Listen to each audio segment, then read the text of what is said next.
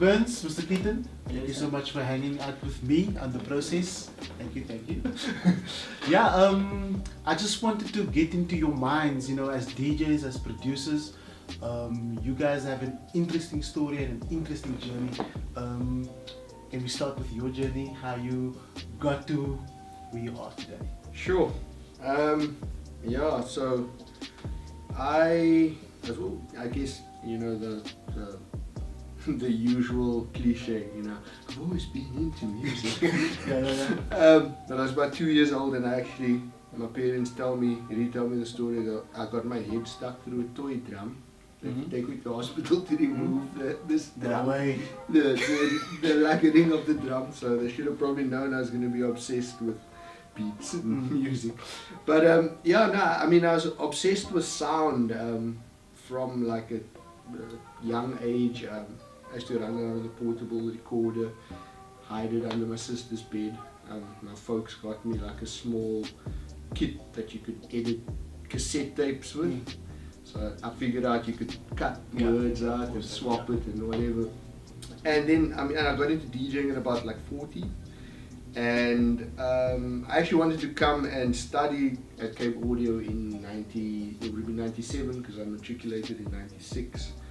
And folks were like, "No, not a chance. You get a real job." Went into IT, but IT kind of just was the gateway into music production. So like as soon as I discovered you can make music on computers, that became my obsession.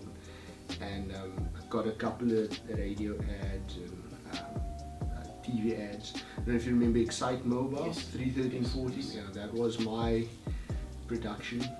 That was my first sort of look into a studio. Got ripped off badly. Didn't understand the business. And it was always just this thing on the side. And then in 2010, I did a mixtape with a guy called Luke T. He's now part of Amper Alien, and in lieu of payment for his mixtape, he was registered to do a course here at Cape Audio, and then he's like, "Man, I don't want to do this production thing. Don't you want to do it instead of me?" And because I'd been ripped off earlier on, I was like, "Okay, this is a good way to learn about the business." And coming to do the course, I got 95%, partly because I understood DAWs, I understood production and sort of musical progression because of DJing and sort of being a scholar of music. And and then they asked me to start guest lecturing second half of 2010, and then was been here full time since 2013. So and then we started the DJ Academy shortly after that, and that's it. It's been a rough ride, but a fun ride. I mean, it's always cool to be able to take your passion and make it a career. So Ramos, your journey? It's been it's been so much a part of me that it doesn't even seem like a journey to me, and I don't remember much of why and what decisions I made, because all I can remember is just wanting to be in music. When I was a kid, I wanted to make music. Naturally, you want to be in a band then, and that didn't last long, because then my first electronic music song that I heard was Bellissima from DJ Quicksilver. It was in somebody's car or something, and I've never experienced or heard a electronic song before as a child, before that song. And naturally, as a dumbass child, it blew my mind, because I was thinking like, what? That's not a guitar, that's not a piano. I didn't know what instrument that was. And in my mind as a child, I still thought that was a band playing that song. And nobody told me any different. Parents couldn't care less. And it took me many years, and then I was I remember being like an 11-year-old kid, and I took a bus to like Musica in town, and like trying to explain that song to this cashier man, and I was like, so no one sang the song, there was no one singing whatever, and he sent me to like an aisle, and I found it was like the top selling one at that time in the aisle was a Faithless CD, and I listened to it in the shop, and I was just like, what instruments are they using? What kind of band is this? How does it doesn't sound like a drummer anymore. And that was and ever since then I've just been like pursuing making that kind of music, and similar to DJing. If you're one of those people that love music that much, your natural instinct when you hear something good is you can only really enjoy it if you can share it with other people. So I think that's just how I've always had the urge to DJ. So whenever I hear a song, I want to share it with people. And here we are, still pursuing. The thing that interests me with the two of you is electronic music, right? And also the stigma attached to it, like, oh, it's not for people of color, you don't find loads of DJs, you know? And especially at the time when you guys started out. Yeah. Now it's a cool thing, you know, but especially at the time. 100%. So tell me more about that, you know, like challenges and then like how you guys navigated through that. Ironically, I started DJing because I grew up in Ocean View, and I got into basketball, and there was no basketball in Ocean View. That's probably like it was only like me and 3 of my friends that were into it at the time. Everyone else played soccer. And the closest basketball court to us that we knew of was at UCT. And then randomly we discovered a basketball court in Komiki, which is like about a K away from Ocean View.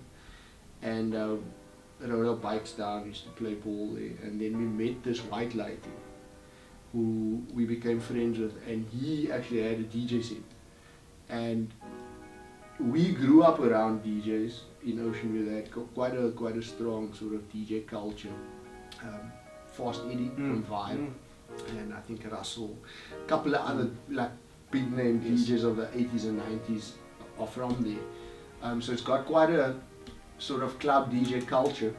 So we were always around DJ, so we kind of just stole with the eye, and then it was only when I met this dude that we actually got the opportunity to play.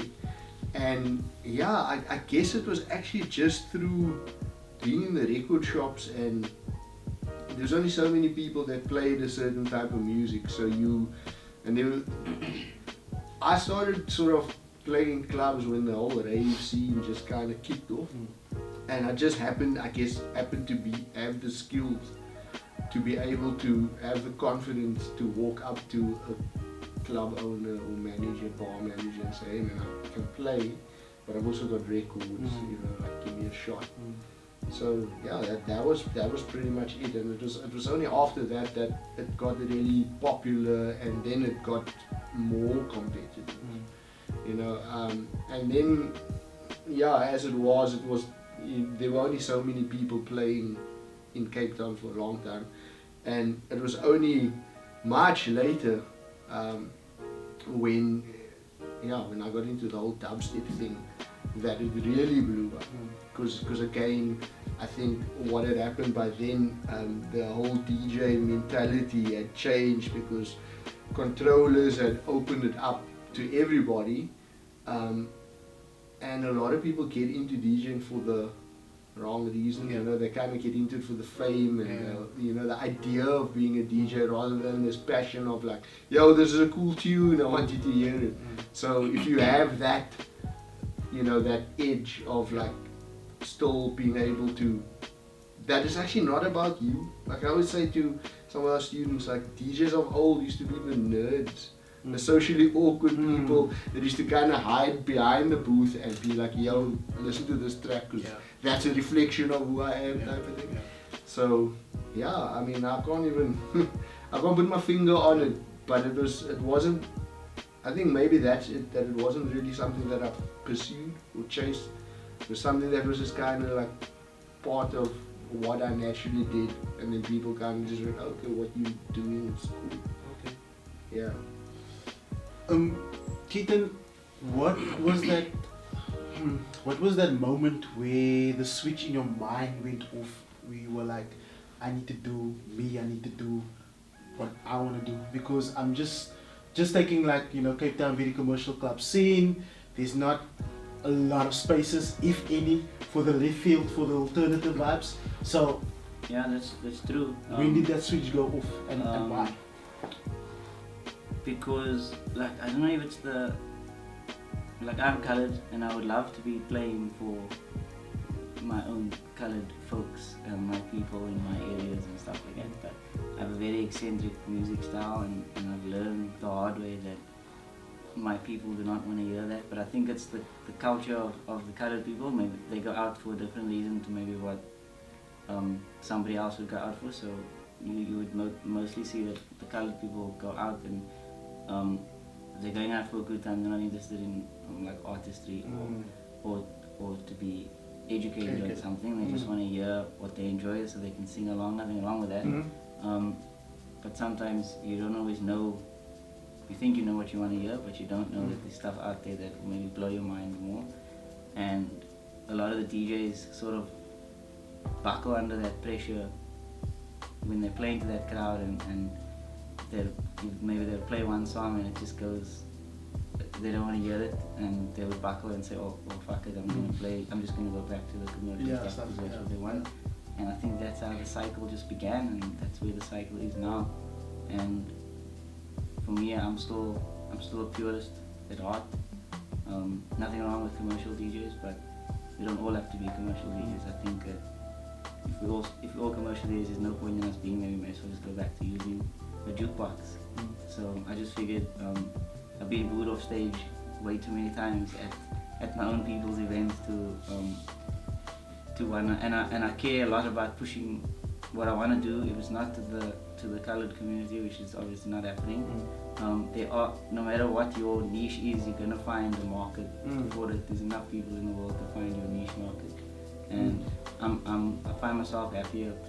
I'll be happy playing to 30 or 40 people that have come there to see what you have to offer, than to play it to 15,000 people that just want to hear that same song either in their car or on their phone or whatever.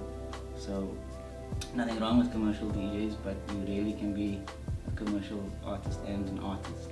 So you gotta make the choice. So question for you both. I like what you're saying. So but question for you both. For somebody watching this, right, and somebody that's into something alternative, whether it's music, whether it's art, whether it's poetry, or whatever it is, right? What's the type of mind state and mindset that you need to have to, like, you know, to stick to your guns and to progress?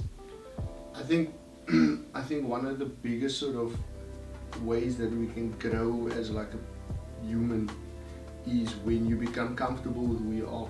You know what I mean? So it's like, and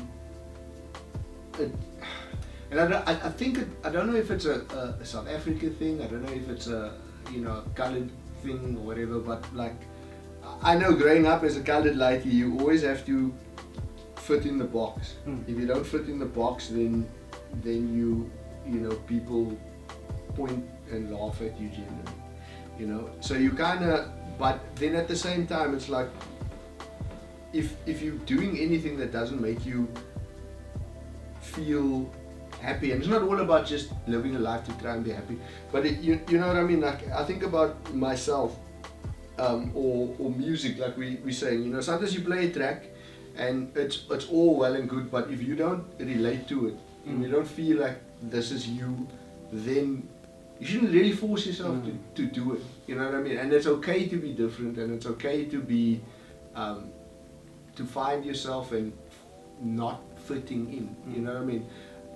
Because maybe you've got, like, I believe we all got a unique story to tell. And I think once we realize that we all have a unique story to tell, then it's okay if things are strange or weird or different or whatever. And not saying that you need to aim at that, but you need to realize that not everybody is going to be interested or like what you do or whatever, and you don't necessarily. That's not necessarily a bad thing. You know what I mean? It's like, I think if you authentic and if you're being real and if you're being true to yourself, then do whatever it is that you want to do as your form of expression, and don't do it to please other people. You know what I mean? Like working with students a lot, you'll see that they often want to jump onto trends. But the truth be told, like any major sort of artist or whatever, when they break through, it's because they're different. It's because they're not following the trend. It's because they're coming with something unique. So, you know, it's like someone once said to me, you know, when you make music, you mustn't make music for now, you must make music for 3 years' time. And express yourself and be true to yourself, and then do the music or the art or whatever it is, because that's how you want to express yourself. And then if people pick it up, that's cool. You know what I mean? And if people dig it to the point where they're willing to pay for it, that's even better. You know what I mean? And you're not really... I mean, I'll tell you a story, because I write poetry, and I think it was like 97, 98, I got published in 2 books in the UK. It was a competition like 97 and 98. And then in 1999, a publisher from the UK approached me, and they were like, we want to publish your work. And I'll never forget the anxiety I got from this letter, to the point, and now this is the thing, I didn't have any mentorship or anybody telling me what this letter meant, right? And I just couldn't write anymore. I had complete writer's block, because now suddenly here's somebody that wants to pay me for my work. And it was only later when I was studying English literature at UCT, and I told my lecturer, it was like in 2004, I told my lecturer about this letter that I got, and he's like, do you still have the letter? And I was like, nah, the letter's long gone.